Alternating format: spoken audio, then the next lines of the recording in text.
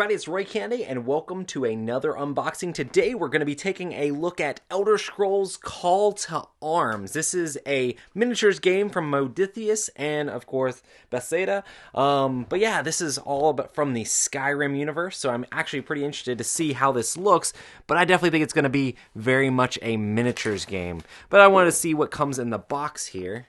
So this looks like the core box here for tabletop battles in the worlds of Tamriel. Cool. So looks like we have a few rule books here.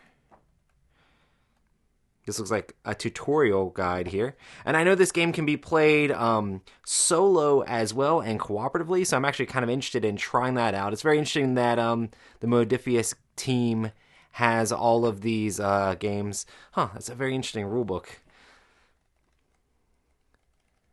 Cool, I'm really excited to dig in and learn how this system changes. I've played the Fallout miniatures game, and it may be similar to that, but we'll have to see how it plays out. There's so many different icons that are definitely not similar to the Fallout at all, but it's got a bunch of like little teeny tiny tokens that game had.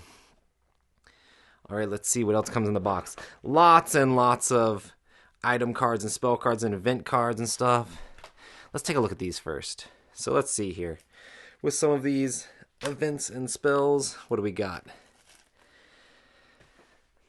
Oh man, this is going to be crazy. There's going to be so many different items that are going to be very thematic, I'm guessing, to the universe here for Elder Scrolls. Elemental Fury, Frost Breath. Oh, these are all dragon shouts. That's awesome.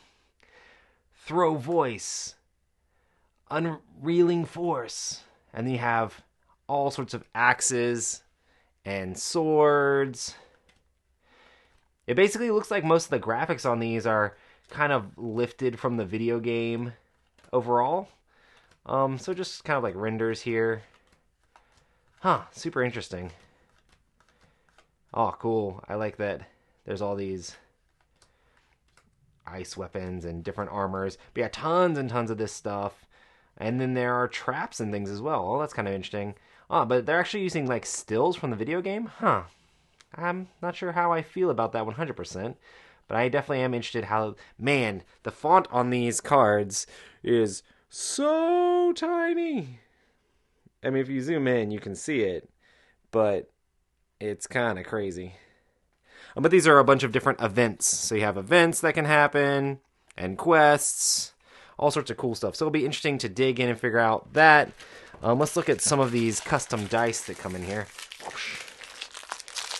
Oh goodness, if I can actually get it open, that is. So yeah, the Fallout miniatures game used a lot of custom dice as well, but it uses a very different system. We'll see if the system is similar. It looks like it might be, because it was based off of a D20, and then you have hits and misses and critical hits, but you're trying to best a certain number. I'll know more when I see the character cards, but it used... I don't think it used D6s, it used like D12s for a lot of the damage and stuff. So this uses D6s. That looks very similar, because you would have certain ones that would modify and make it easier to hit, and then certain ones that would do extra damage or extra defense and stuff. So it might be similar to the Fallout game. We'll have to dig into the rules to see how that works out. Cool. Here's Adversary Deck. I want to look at some of these big cards here. The Dragonborn, Companion of Skyrim. Cool, so these definitely seem interesting, because you have different slots for different stuff. So you have quick slots, and then hand slots, and then body slots. And then you have, I guess, costs and heights and stamina and health. And then you have different stats over here as well. It'll be interesting to dig in and see how all this plays. We have several different character cards here for the little base core set here. And you get tons more cards. These are all your spells. And there's so many cards in this game. Rip them all open. Maybe I'll rip them open. Maybe I need the box cutter. Okay, let's see here. Just a few more cards. I'm just going to skim through these real quick, because we're not trying to look at every single one. But we have some gloves and daggers and swords and maces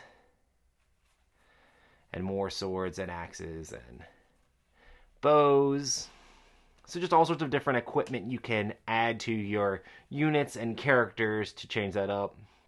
It'll definitely be interesting to see. There's so many different potions in the game. It'll be interesting to see how they utilized all of that for the different mechanics.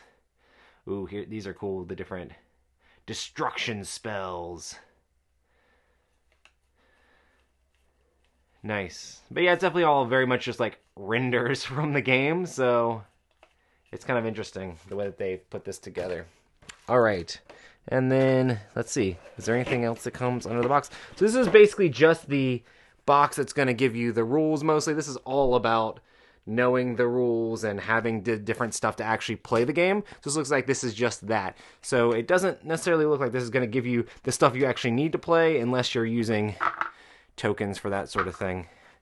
But I do have a few of the different units here. So let's take a look at some of the Stormcloak faction stuff for the units here. Because, I mean, it is a miniatures game, so you want to see what those miniatures are going to look like, obviously. Let's rip this out here. And you have the Stormcloak faction starter box. Oh, huh, interesting. These are very much more like plasticky miniatures. And this comes with a little instruction guide of how to put them together. And hopefully I'll be able to do a video showing how this game actually plays and showing some of these models actually put together. Let's just take a look at the sprues a little bit. The detail looks pretty good on these overall. Definitely in lots of different pieces. Man, that's a big old sword right here. Cool stuff. I know some people hate like the aspect of putting the miniatures together and the hobby part of it, but I actually really enjoy like doing the model part and gluing everything together and making it look the way you want it and figuring out the paint job you're going to put on it. So yeah, this comes with just a few different units.